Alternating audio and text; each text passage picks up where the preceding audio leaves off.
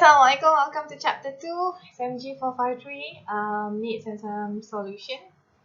So in chapter 1, we already discussed about the project management concept. You already know the few terms, the definition of terms, and then you already know what are the characteristics of a project, and then a few on benefits of a project management.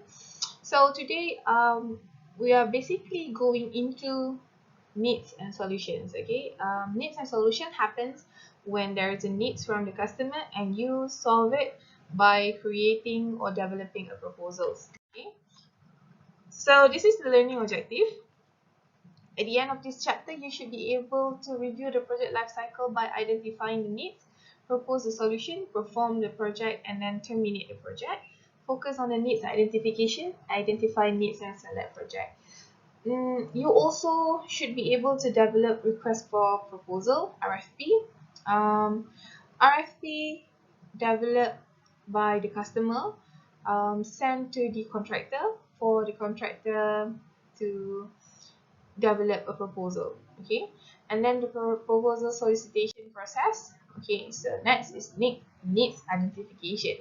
Okay, needs identification is the initial phase of the project life cycle. So it starts with the needs, problems, or opportunity derived from the customer, and then it ends with an issuance of a request for proposal or RFP. But somehow, not all runs through RFP. Sometimes it can happen verbally or orally. Okay.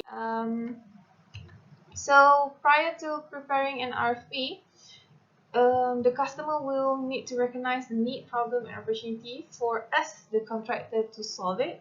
Clearly define the problem or need, quantify the problem, how many problems you have, determine the budget, how many budget or how much money you have, and you should select the project or projects with the greatest benefits to cost expense.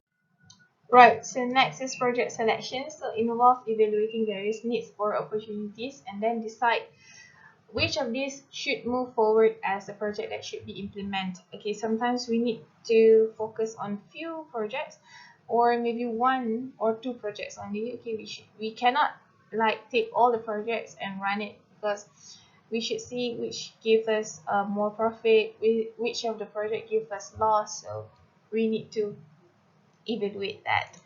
Okay, so these are the steps in project selection. First, you develop a set of criteria against which opportunity will be evaluated. List out the assumptions. Okay, what are the assumptions that you have? Gather all the data and information for each opportunity. Evaluate each of the opportunity against the criteria. Sometimes you might use also SWOT analysis in order to select which project that should be implemented. Okay.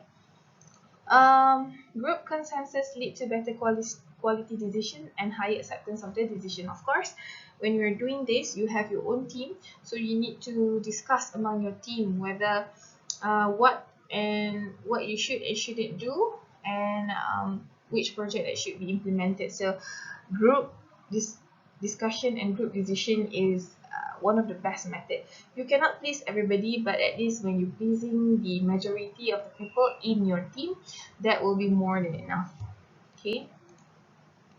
Effective approach, you select committee to develop a set of evaluation criteria. You can do like this, or you can like involve everybody to make a decision. However, if you're involving everybody, this will make time consume. So I suggest that you create a committee to develop a set of evaluation criteria only, because each of your team department, your department, each of the team in each department has their own specialty, so they know what are the things that should be evaluated based on their specialties. Okay.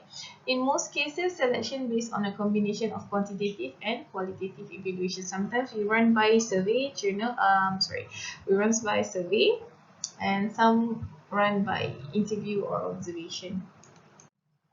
Right, preparing request for proposal or RFP. This should be done by your customer because they want to They want you to develop a proposal in order to solve their problems, meet their opportunity, and complete their needs. Okay, so state comprehensively in detail what is required from the customer point of view. So when you're preparing a request for proposal, you need to know what are the problems actually and explain it in detail so that the contractor is able to solve it for you. Okay, so this will enable the contractors or project team to understand, and then they can prepare a thorough proposal. Right, this is the guidelines of drafting a formal RFP for external contractors. You need to have a scheme. You need to have a statement of work. I thought it was scheme because we already have scheme of work.